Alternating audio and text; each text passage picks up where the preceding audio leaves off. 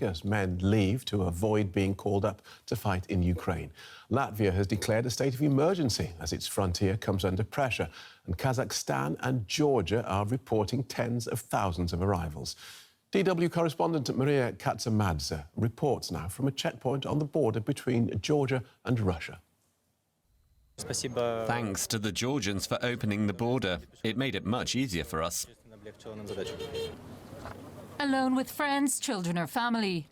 One thing I've seen so far about like these people that are fleeing the country because they don't want to be conscripted into a bullshit war is like I've seen a bunch of people saying like, oh, don't let them into your country. And it's like, what do you want? Do you want your enemy to have like a larger military? Like, what the fuck's wrong with you? Isn't this good? Like, I've seen hella psychotic like Ukrainian flag in the bio accounts saying shit like, do not let these Russian dogs into your country. And I'm like, bro, what? Like, every Russian that escapes forced conscription in this bullshit war is one less person you have to fight against. I'm from Lithuania and I can confirm we're all happy that Russians are not allowed to our country.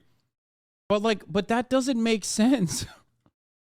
Am I crazy? Why the fuck would people not want like Russians to unironically flee and not be a part of the war efforts? On foot or by bike, with or without pets. Many of these people crossing the border from Russia into Georgia are doing so to avoid being sent to war. Look at these fifth column guys, by the way. Do you see that?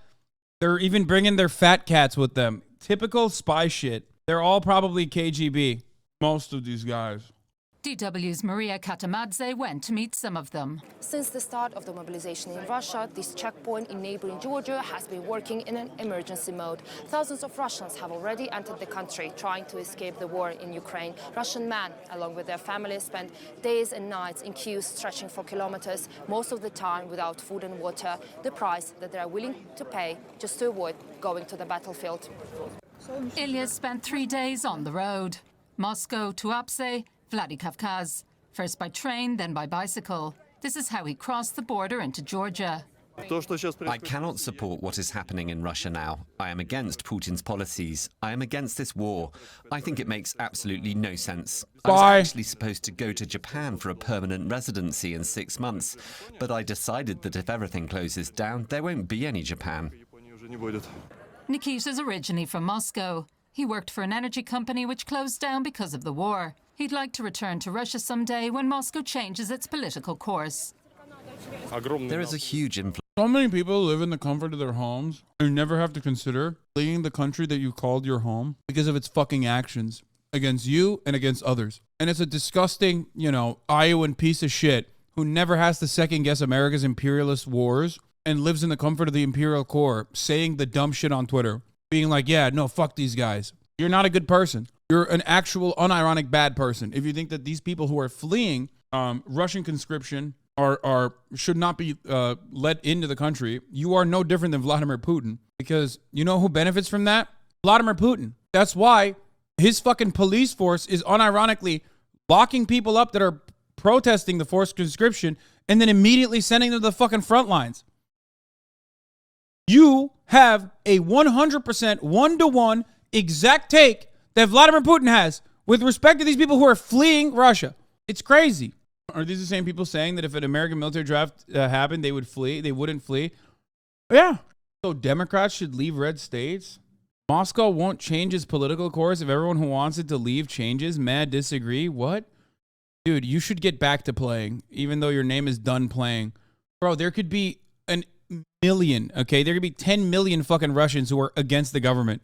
It doesn't matter. There is no say. They have no say. I literally hate these fucking American keyboard warriors who are like, man, I'm built differently. Yeah? Did you blow up an American forward operating base recently? Are you anti-imperialist? Are you fighting against American imperialism? Do you have some issues with that? What have you done to undermine American empire? Nothing. Shut the fuck up. These people are braver than you, okay? Braver than you ever will be. Influx of cars, a huge influx of people, but I understand the customs officers have figured out how to deal with this situation and have started to organize traffic. And what is interesting is people are also organizing themselves. George is on his way from Krasnodar to visit relatives in Georgia. He tells DW the border guards don't let everyone through. He took my passport and checked to see if I was being drafted. That was it. Those who are being mobilized, they just turn them around, just like that. There have been cases like this. The Georgian Interior Ministry has already announced it does not intend to close the border with Russia. The Russian Federal Security Service has already deployed military personnel and an armoured personnel carrier to the frontier to stop Russians fleeing their mobilization orders. Let's join Igor Kuroptev, who's director of the Free Russia Foundation in South Caucasus. He joins us from the Georgian capital, Tbilisi. Full disclosure, Mr. Kuroptev also has a commercial relationship with Deutsche Welle. He was at the border between Russia and Georgia last night. Welcome to DW. What did you see there? Good evening. Yeah, of course, my organization Foundation, first of all, we assist Russian political exile, but now we're closely monitoring what's going on the border because it affects security of Georgia and situation in Russia as well. When I was on the border, I saw lots of people coming at thousands, and people use bicycles, they use any means to cross the border. Yesterday, Georgian government border police allowed people to cross the border by foot, so many people just leave their cars far away and go by foot to cross the border and to leave Russia as soon as possible, not to go and die or kill someone in Ukraine. So the situation there is very tense. Yeah. I was just going to ask about what they were telling you about why they were leaving. I would say that mostly, there are various groups, but mostly people are leaving because they actually never supported this war, and now there is a time to leave the country as soon as possible. They Working Press, thank you for the don't want to ever 25 become a part or of this 10 gifted subs. acts in Ukraine. I mean, Coffee the Dave, war. thank you for the 5. Some people, of course, they were silent, but just they don't want to die. And some people who even supported the war, but now after this Putin's step to announce mobilization, they decided not to go because they also just don't want to go and die there without any preparation. But mostly, again, majority is the people who oppose the war all the time from the very beginning. And so we have Georgia. Side with in a case of conflict with Turkey, burger or kebab. Bro, America and Turkey go to war. You know where I'm going? New Zealand, motherfucker. Catch me in New Zealand by myself, okay? Chilling with the Kiwis. I'm not even touching anybody. I'm fucking out of here, dude. Obviously sharing a border with Russia, with its much bigger neighbour. This must have put the Georgian authorities under quite a lot of pressure, not just from the physical number of people coming into its country, but also political pressure from Russia. I would like to remind that 20% of Georgia is occupied by Russian Federation since 2008, so occupation and illegal Russian military on Georgian territory the first threat. Yes, of course, this number of people coming, fleeing to Georgia, going to Georgia is a threat, and government and special services are monitoring the situation. At the moment, there are no indications of some danger issues, but of course, such a big amount of people in the country of 3.6 million people, it's a lot. And of course, it increases Russian influence in Georgia. So Georgian society is now demanding to close the border. Right. Thank you for joining us, Igor Kuroptev from the Free Russia Foundation in South Caucasus. Earlier, I talked to Corneli Kakachia. He's director of the Georgian Institute of Politics in the country's capital, Tbilisi. I asked him if he sees a noticeable surge in Russian arrivals. Yes, I think this is followed. My best friend is currently in the queue for crossing RUKZ.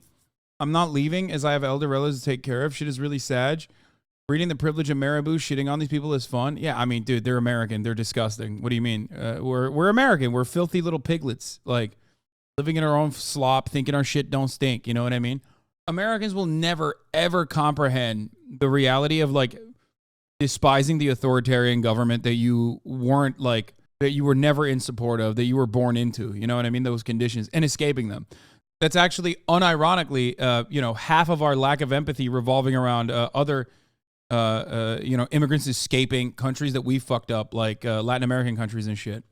already visible because we don't have exactly the figures because almost every day we have more influx of Russian citizens. But before that, for instance, weeks ago, there was some sort of estimation that we have already 150,000 Russian citizens in Georgia. And that's a huge number if you consider that Georgia is a small country, it just has a population 3.5 million. And also, because we have a visa-free regime with Russia, basically state authorities not really able to control who is actually entering to Georgia from the Russian-Georgia border. Given Georgia's own difficulties, fending off a lot of those Americans also don't understand that, like, Russians still have access to the internet and they can read their fucking words. And they unironically are reinforcing the same narrative that Vladimir Putin wants reinforced, which is that if you're Russian, you're alone. If you're Russian, the only person that will look after you is your other fellow Russians. The entire world is against us, with maybe the exception of China and some other countries. The entirety of the Western world is against us. They hate you. Look what they're doing. They don't even need to, like, make fucking psyops. They could just show Reddit. They could just, like, literally show any random Reddit page to instill the notion that the rest of the world is, like, completely psychopathic with respect to, like, random Russian people. And the way that they treat random Russian people. Here is No Fuckers talking about the mobilization in Russia. We're going to cover that in a second. It's just so insane. I don't know. Russian military. Actually, let's just move on. Let's watch that.